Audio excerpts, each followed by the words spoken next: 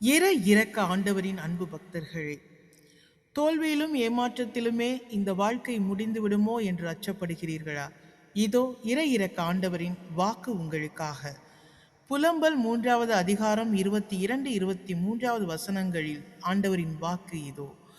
ஆண்டவரின் பேரன்பினால் தான் நாம் அழிந்து போகவில்லை. அவருடைய இரக்கங்கள் ஒருபோதும் முடிவுறுவதில்லை. அவை ஒவ்வொரு காலையிலும் புதிதாயிருக்கின்றன.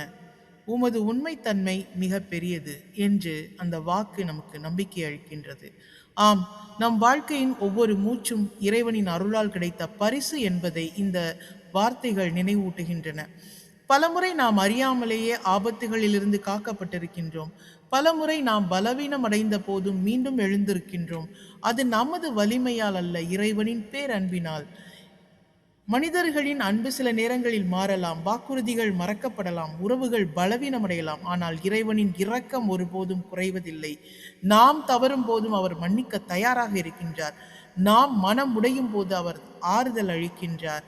நாம் வழி தவறும் போது அவர் மீண்டும் சரியான பாதைக்கு நம்மை அழைத்து வருகின்றார். அவை ஒவ்வொரு காலையிலும் புதிதாக இருக்கின்றன என்கிற அவருடைய பேரன்பினுடைய நம்பிக்கை மிகுந்த வாழ்க்கையினுடைய உறுதியையும் நம்பிக்கையும் நமக்கு ஏற்படுத்துகின்றது.